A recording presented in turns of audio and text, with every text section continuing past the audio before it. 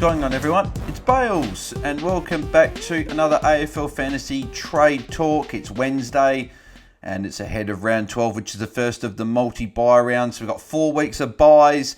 For the new people around here that don't exactly know how the buys work, short summary is that it's your best 18 scorers from each week. There are 4 teams on buy this round. There are 2 teams on buy in round 13, 6 teams in round 14, and 6 teams in round 15. So make sure you get 18 players on your field and hopefully scoring some big points for you as well. But those 18 have to come from your on-field 22. They can't come from your bench. So you can't have like 8 defenders with 2 on your bench and then only have 4 forwards and then all count, because that won't happen. So make sure you get your teams in order, ready for the buys. So let's get stuck into who the most traded in and out players are ahead of round 12. So it's a bit of a few, well, the next 4 weeks are going to be a bit odd in terms of who's going to be in and out, because we're going to have, obviously, teams on buys. So it'll be interesting. So let's go through the most traded in and out. So the most traded in player for this round is Ocean Mullen. I hope I've said that correctly. I don't even know how to say it. We'll just call him O'Mullen. 14.3k coach had jumped on him as of time of recording. I'm in the camp of, if you don't have any other downgrade options to go to, he's the best one that you can get, then you obviously go ahead. Because if you've got Wardlaw, then that's obviously great. But I'm just a bit nervous with Geelong. We know Geelong with their rookies, they're very, very odd with they only give them a game or 2, then they're out. He played very well on the weekend against the Giants. So the hope is that he does stay in the side long term. If you've got a choice, I'd much rather wait till round 14, because his break even is, what is it? It's low. Break even of 5. Even if he gets a 70 this week, for example, right? He's only going to go up maybe 35, 40k anyway. So 260, you wait till then, round 14, when they come off their bye, then you make sure he's in the team, then you bring him in then. If you can wait, I'd much rather do that. But if you can't, I don't mind going early, because you're going to need to go down to someone to facilitate moves. So I don't mind it, but I would much rather wait till round 14 personally. But I do know a lot of coaches did get like a Wardlaw last week. There's not really many options to downgrade to. So he's the best of those guys there. Josh Fahey, 4.3k coach, are bringing him in. I wouldn't. I don't. For one, I don't think he's going to be in the starting 22. He's got a break even of 55. Obviously came on late as the sub. You can watch him this week if he was to come in the 22 and see, and then you can bring him in next week. There's no point bringing him in when he's got a break even of 55. He's not going to make money, and if he gets dropped next week, even if he comes in 22 and gets dropped next week, then he's going to make you probably only a couple of K, if that. So I would pass on him, but I know that it's sort of desperate times with some of these downgrade options if you don't have anyone to go down to. So again, if you have to, then you might just have to go for Faye. Bailey Humphries next, 4.2k coach, so jumping on him. I jumped on him last week. I was very, very happy I did. Scored a pretty solid 72 against the Dogs up in Darwin. He's got the Crows this week up in Darwin, so he's obviously very similar conditions. And with the Gold Coast players, I'm not too fussed with those conditions because they're so used to them playing up in the Gold Coast. So, yeah, he'll be good. I think he's got a good, really good role playing that midfield. I think he ever took Swallow in terms of CBAs. I'll just get that double checked on my phone for last week. I think he had more CBAs than David Swallow. So, he's looked really good. I think 4 scores in a row of at least 66, if I'm correct in saying that, because I believe that he went over that a few weeks ago as well. Yeah, there you go, 66, 94, 90, and 72. Break even of 10. He's still got plenty of money to make. He's going to be really, really important with that round 13 bye, so he can play all 3 of the rounds when a lot of other players will be missing. Looking at CBAs here, so there you go. So you had Witch 24, Rao 23, Anderson 22, Humphrey 16, then you had Swallow with 13, then you had Davies with 3, and Fiorini with 1.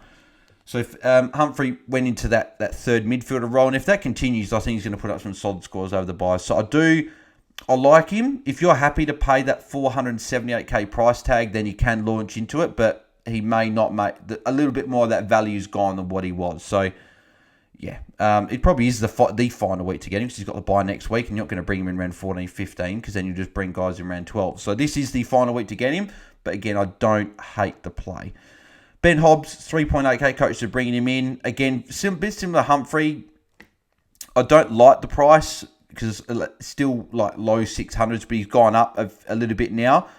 But again, the first buy round, there's not much that coaches are sort of, we don't exactly know, like it's very team dependent what your trades are going to be. So if Ben Hobbs does work for your side, then I think you can launch into it, but it's a bit similar to Humphrey. I think this is the final week because I think Essendon have got a tougher matchup next week, if I'm correct.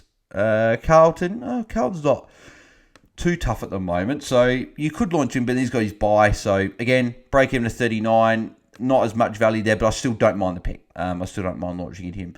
Kieran Briggs, he's looked good last couple of games with a ton last week as well. A few of those Sean Darcy owners that maybe want to go down to Briggs to make some cash, then do upgrades on the other side. I don't mind it either. You just got to have a backup plan just in case it does fail. I've had a few people maybe looking at doing a Samson Ryan up to Briggs on their bench, which again, that could be a solid play if you've got a plan to get all your rucks on field. So yeah, that is not a bad play at all. And he's got a little bit of cash. I don't even know. What's his break even? 17. He's got money to make. So yeah, it's not awful. Look at his two scores there. 84 and 111. Not bad. So if that works for your team, then I don't mind it. Hugh Greenwood, I do like this option. 3.4k coaster jumping on him. He's got that good midfield role for the Kangaroos. 114 and then 87 the week before. Again, break even to 14. Good money maker. Got around 15 bolts, which is perfect because if it does fail, you can just trade him at his buy anyway. So I do like him. And if you can go like a Wilmot or someone up to him and get a rookie off field, then that's a good play as well. George Wardlaw, if you don't have him, and obviously I'm bringing him into my team this week, then this is the week to bring him in. I think you've got Mullen and Fahey, but I'm not sold on those two options. Wardlaw, I am sold on. I know he only got a 51 last week, but Collingwood are a very tough team to score against, and he's got that role. He's got a good job security, I think, so he's going to play through the buys and, yeah, be a good option for us. So 2.9k coaster jumping on him, and if you don't have him, I'd be making him the priority downgrade to jump on, which I'm doing. Jack McRae, 2.8k coaster jumping on him. I'm a bit nervous with McRae, the fact that Treloar is likely to be back this week. I'm not sure exactly how he's going to go. With Treloar back inside, I don't know what his role's going to be. He's been good last couple of weeks, back-to-back tons. I believe that's the first time this year that he's gone back-to-back tons. There you go. He went round 1 and 3, got tons, didn't go a ton since then, and then obviously back-to-back, and they've been good ones as well. But Treloar has been out those 2 weeks. So I'd prefer to wait a week or two just to see how it plays out. Plus, a lot of teams are already heavy on that round 15 buy anyway. I know some people don't really care about buys. They just want to bring in players. So if you're keen on McRae, then why not? But I would want to wait, and I'd want to make sure that it does work for your buys. So I'd wait. Butters, 2.4k coaches are jumping on him. I'm more keen on Butters than I would be McRae, just of how good Butters has been over the last few weeks, playing more in that midfield role. Again, if it works for your buys, you can launch into it. Again, more expensive than what he was. I remember when he was like that around that 680 mark, and now he's at 880, and yeah, really knocking on that door of 900k. So yeah, good option if it works for your buys. Rory Laird. If anyone watched Day News recap from yesterday, I was very, very happy. I went pretty nuts when I saw the messages come through from David Zeta and Fox Footy in that, and then saying that Roy Laird's appeal had been successful. And 2.3k coach jumping on him. I think he's an amazing option. I think he'd be, I'll get him my top 5 option in a minute. Laird was in my top 5 last week. Laird will be in my top 5 options this week because I think he's a great option. Back-to-back 131s, 700s in a row, 5 of them, over 110, and one of them under 110 was probably on track for 130. So yeah, he's just going nuts. Probably 3 scores in a row, you could say, of 120 plus. Great option. Got 2 pretty nice matchups. Gold Coast at TIO. I think a game like that at TIO is going to suit a guy like Laird. It's going to be more contested, be more tackles. Is he going to be scared to lay tackles? I don't think so. I think Laird will be fine. I think he'll lay his tackles. And he's got the Eagles at Adelaide over, which will be a good matchup for him. Unless he gets tagged by O'Neill, that could be a little flag there, but I think Laird will be fine. Laird normally does pretty well when he gets tagged regardless, so he's a great option to bring in. So too is Zach Merritt, North Melbourne. Does Bailey Scott or someone stand next to him? Potentially. But then again, the Eagles didn't tag Merritt last week, so who knows. But round 14 round 14 bye players, especially in the midfield, there's not too many of them. You've got Oliver, who's obviously out injured and he's ruled out again for this week. But then you've got Laird and Merritt, and that's pretty much it. So they're the two you want to target if you're looking for around 14. Bloody annoying. If you're looking for around 14 buy player in the midfield, I think Merritt's also a nice option to consider. Tim English, 2.1k coach are jumping on him. I think he's popular this week. The fact that a lot of coaches that have got Sean Darcy are just going straight up to Tim English. And you can see the icon there saying he's in my team because that's exactly what I'm doing. So I'll go to him on all my trades after. But yeah, that's what my preferred move is. Because if you can get a Darcy Cameron, getting a bit of another hint if you haven't seen my trades. If you can get Darcy Cameron into your side and your forward line, and you had Darcy and Marshall, you'll have 2 rucks playing this week. So that's obviously what you want. But yeah, English for me, great option if you can go up to him and you can afford him. He's dropping in price a bit. People may be a bit scared off by that 141 break even, but we've seen in games this year, he's gone over 141 twice already. The game against Richmond, the game against Giants. So there's no reason to say that he's going to go and drop another 100, 150k and not hit his break even because we know he can. And he could hit it at any weight. Geelong are a bit restrictive for rucks, but I do like English and the fact that his next 5 games are under the roof at Marvel, and up to round 21, he only plays 2 times away from Marvel. So that's obviously very, very good. So I do like English. If you've got Darcy, I'd be going probably straight up to the top, I think. Matt Rao, 2.1k coach are jumping on him. He's been very, very good of late. Another 124 last week. You got your 90 and the 76 it mixed in there. He hasn't put back-to-back tons in any game this year. Could it be this week that he goes back-to-back? He does like it up in those conditions at TIO.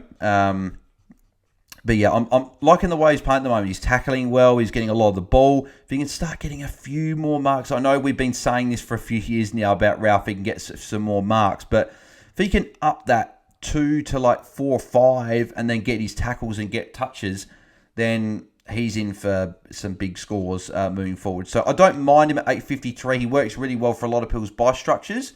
So you could launch into him. Jordan Dawson, I really like as well. If you're looking for more expensive midfielder, averaging 109 this year, he's just been so good, hasn't he? He's really, really good. I was about to say really, really good player. He is. I don't know why I didn't say it. But yeah, look at that. He's only gone once under 100 since round 4. The 85 against the Dogs, tough matchup at Ballarat. I think he's just going to continue on his merry way and be a good option. Again, Gold Coast this week and then West Coast the week after. I think he's got some good matchups to come. And yeah, if you can afford him and you don't have him, jump on because a lot of people are enjoying the fruits of his labour so far. Then you've got Ollie Lord, is a popular downgrade option. 2k coach are jumping on him. Again, slim pickings downgrades. You'd almost rather him over a Mullen because you can get Lord this week, you can get Mullen in a couple of weeks' time. At least Lord's playing at the moment, but I'm still not convinced because he is a key forward. He's 299k, it's expensive, so I'm not exactly sure if I'd be jumping on him. Jordan DeGoey, 1.7k coach are jumping on him. Again, I don't mind the play over the buys. He's cheap. He's put, I think it's back-to-back good scores here. So break him to 6. He's going to make a little bit of cash. 2 of his last 3 have been good, actually. Who's he got? He's got West Coast, Melbourne. Not bad matchups. He's got Adelaide and Gold Coast post-buy. So I don't hate the idea of getting him. If that's all you can get to and he works for your buys with round 14, I don't mind the play as a bit of a cheaper guy. Marcus Bontempelli, 1.5k coach are jumping on him. Tough matchup this week against Geelong. I think he could be tagged, but a nice option because of how good he's been. 5 of his last 6 have been over 110, including his last 4. So he's been very good. Tom Stewart works for your buys for pretty much every team. So he's a great option. If you don't have him, 1,500 coach have jumped on him. And then you got Nank and Witts. There are popular options for Darcy replacements. I'm not sure about Nank or Witts. I'd still personally prefer to go up to Tim English instead there. And then you've got Walsh, Doherty and Petrarca. Coaches are keen on those 3. I like Doherty. I think, we know he's going to be a top 6 defender. I think he's going to be top 3. And yeah, he just puts up some really nice scores. So I like him. Most traded out players. I did see Laird was only traded out by, I think, less than 300. I thought it might have been a little bit more because maybe people wouldn't have reacted. But it's very, very good that he's off. Will Ashcroft's the most traded out. 11.1k coaches are jumping off him. I'm one of those coaches. For me, this is a 50-50 call. I think it's very team dependent. If you've got other issues to deal with, I don't mind holding him because he's got a good run coming up. But if you're sort of toying, do I trade him? Do I not? I want to keep him. We've got to remember at the end of the day, he's a rookie. He's a first-year player. He's not going to be going at 100 points for the rest of the year. He's not going to be a top 8 midfielder. So this is sort of the time where we thought, okay, well, Ashcroft can go at his buy anyway. He's 726. Is that his price? 726, yep. Break even 92. He can hit that, we know that. But he's worth a lot of money. It costs you 230k to go to a Rory Laird. Like it's feasible to go, say, Wilmot down. Maybe do one little tiny, remove a red dot, maybe a Cowan, go them down. But then again, who are you going down to? I know that's the tough thing. But if you can make yourself 230k, go Ashcroft to Laird, I'd be definitely ticking that off every day of the week, regardless. Darcy Wilmot, another popular downgrade, nearly 7,000 coats are jumping off of him. I'm a little bit more sort of not keen to keep, but I think you can keep him. He's not worth a huge amount. So, like, for example, to go him to Wardlaw, you only make yourself about 100, not even 100k. He's going to play through the buys. I'm holding him just because it's sort of I'm doing other trades. But if you can trade him again and go him, maybe if you go him down to Mullen, you make yourself 200k, and then maybe you could go Ashcroft to Laird. I'd tick that off because that's sort of the move you want to be doing. So I don't mind trading Wilmot out either. It's his buy. It's probably a good time to move on. Rory Atkins, 6.7k coach have jumped off him so far. I think the choice will be made for us. I don't think he'll be in the side. I think he might get dropped. If he stays in, you could keep because he's a green dot. He's going to be playing this week if he's named, but I think he will be dropped, and I think we may have to move on because he's got the bye next week. If he's dropped this week, you move off of him because he'll have the bye, and who knows, he could be sub as well this week, so you don't want a price drop considering he's got a break even of 78. If he pops out of 15 as sub, then you're going to lose a bit of cash there. Sure, Darcy obviously injured. So frustrating. I just wanted one more week. My own team, I was looking at moving Darcy to English this week anyway. Before, I was looking at it a few weeks ago thinking round 12 is when I'm going to move Darcy to English, but sort of doesn't really matter anyway because I'm doing it.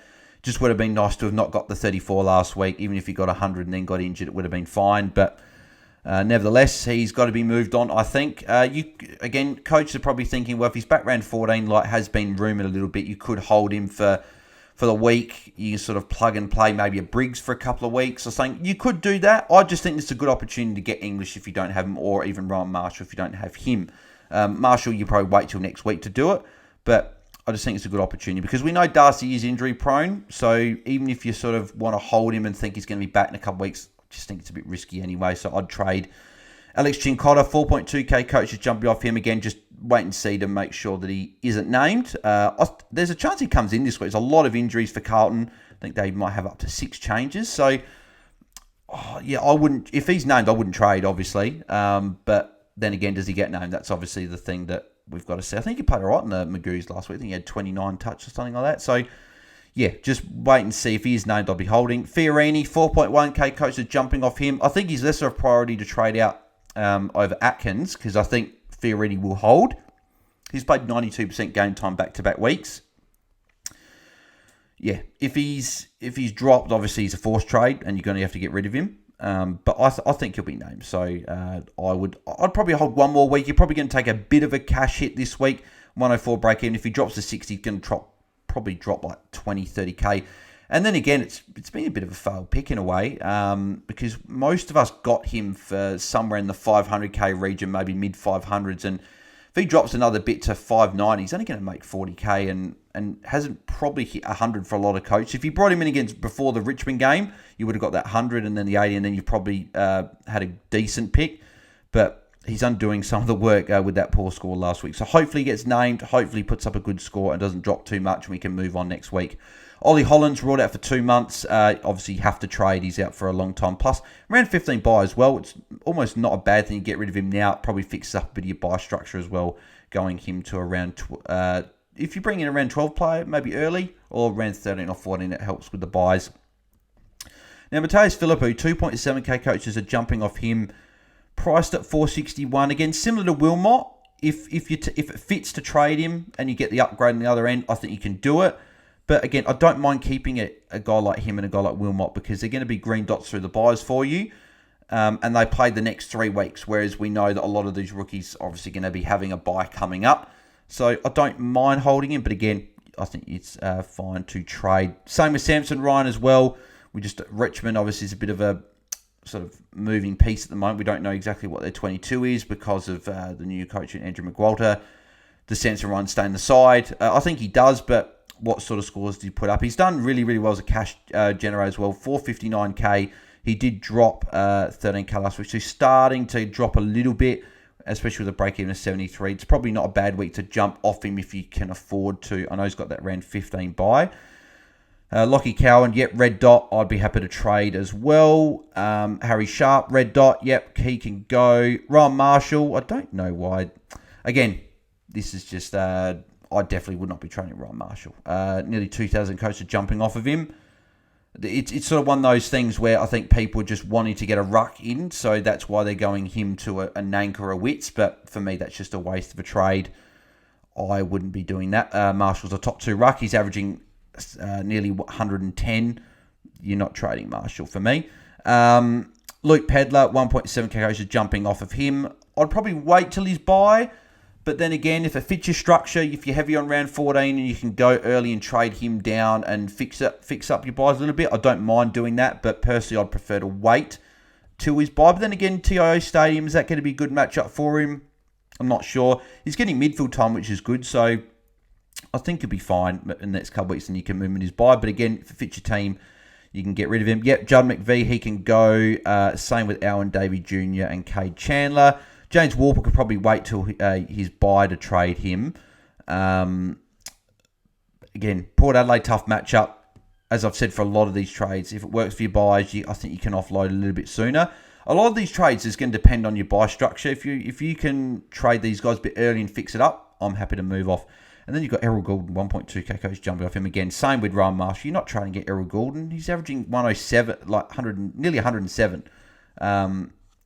You're not trading a guy that's averaging that and priced. I know priced that high, you're probably going down to someone at maybe 700k, maybe 200k, then you're using that money elsewhere. I'm just not a fan of trading like top end premiums on their buy. Fergus Green can go. Same with Brayshaw. Same with Errol Goulden. I just would not be trading Errol Goulden. Sorry, wouldn't be trading Errol Goulden, and I wouldn't be trading Andrew Brayshaw. There's a few coach actually out there. 283 bringing him in this week, and I don't mind that play bringing in around 12 premium if it fits your buys, because then you've got a guy that's going to be playing the next 3 weeks. So I don't mind that play. Josh Dunkley as well, 1.1k coach jumping off him again. That's just the buys. Oliver, obviously, there's injured. Just having a look. So, like, Sicily, obviously, suspended. A lot of people are sideways trading premiums. So, that's making me a little bit more positive about heading into these buys if people are trading these premiums. But, yeah, they're the most traded in and out players. In terms of my top 5 targets this week, for me, I think that number 1, again, this is going to be very team dependent. So, I'm not really going to say... you might have these players.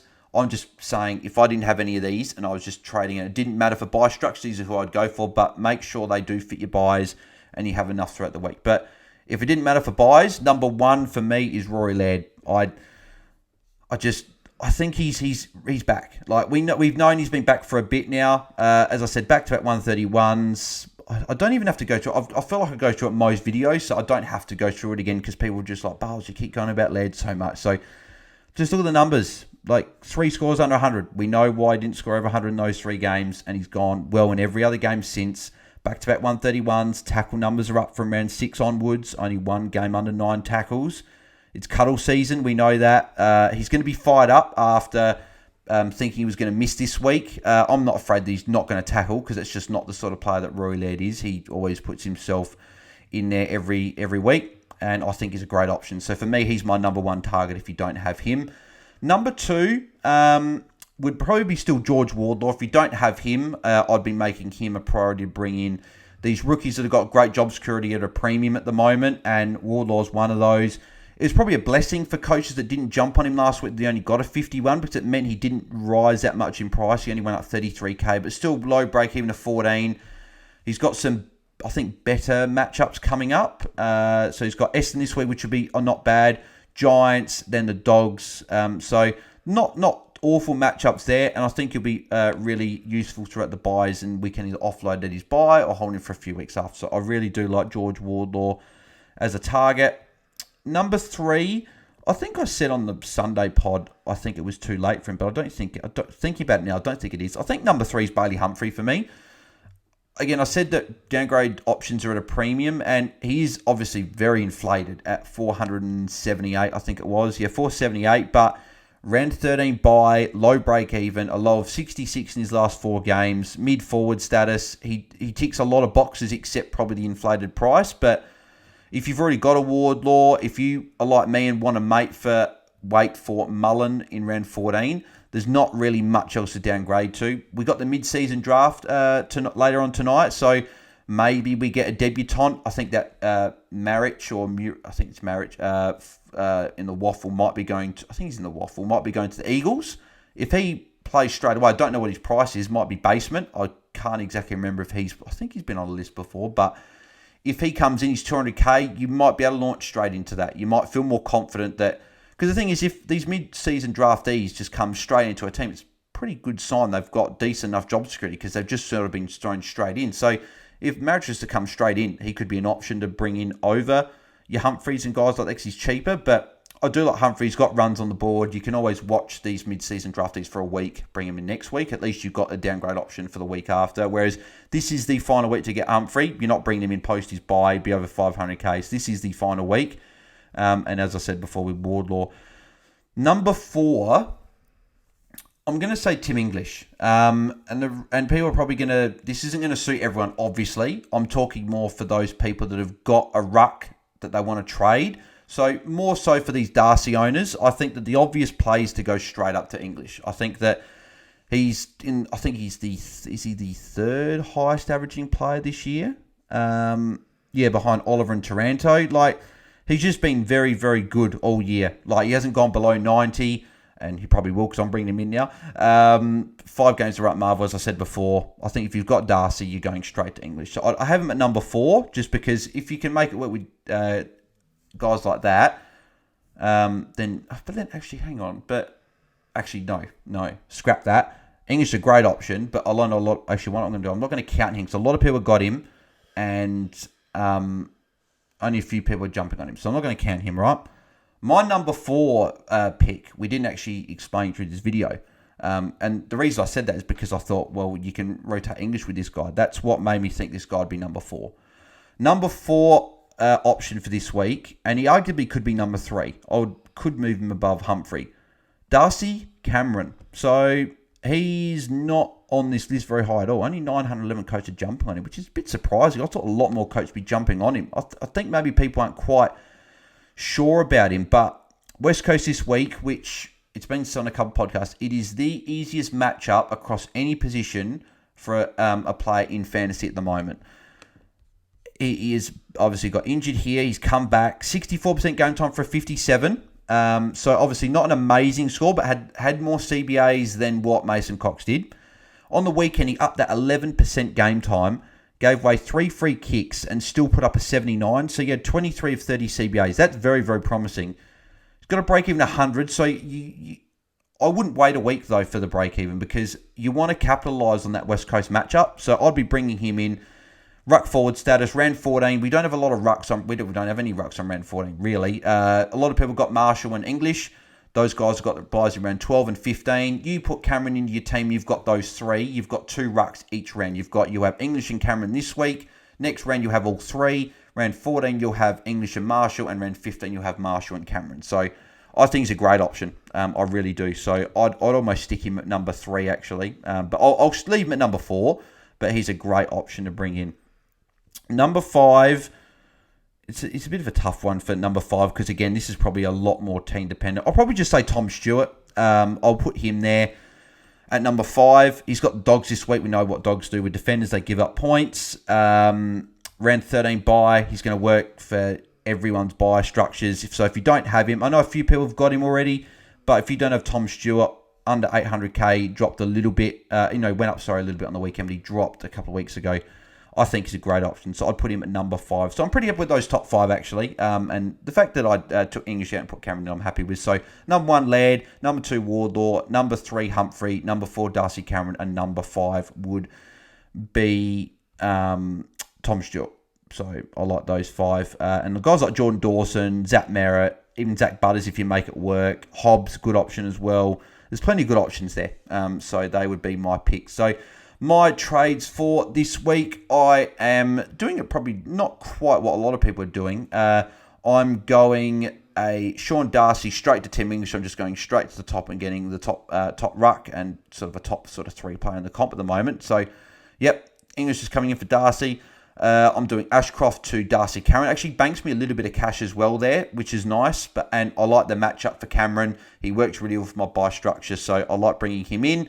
And then my final trade will be Rory Atkins down to George Wardlaw. So that's obviously my cash that I've made to then go Darcy up to English, because it costs you about, I think, 203k, something like that, 204k. A little bit of money to go up to English, but with Darcy losing 50k, but I'm very, very happy I'm doing that. So yeah, at the moment, with Laird getting off suspension, I've actually now, best case scenario, I've got 23. Worst case, I've got 21. Actually, worst case, I've got 20 if you say Fiorini's dropped. If Fiorini, Chesser, and Drury don't play, I've got 20. But if all 3 play, I've actually got 23. So it's actually going to be quite interesting to see how that all works. So, yeah, it'll be keen to see how the team goes. But let me know in the comments below what you guys are doing this week for your trades. Let me know if you've got any trade questions. I'll get to those whenever I can. But if you did enjoy the video, make sure you leave a like, subscribe to the channel if you haven't already. We passed 1,100 subscribers, so very much appreciate you guys and all the support you show on the channel. Next target is 1,200, so we're 96 away now, I think. So 96 away from 1,200. If you haven't subscribed, get involved. And yeah, be fantastic to have you guys on board. Turn notifications on so don't miss when I go live or upload any other content in the future. And follow all my social media links. They're all in the description below. So go and follow me all there for all my content across all of those.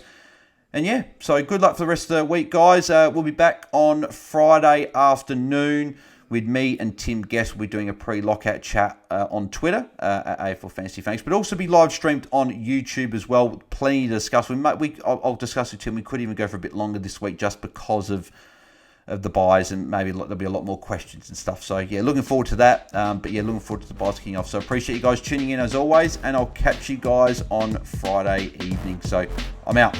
Cheers.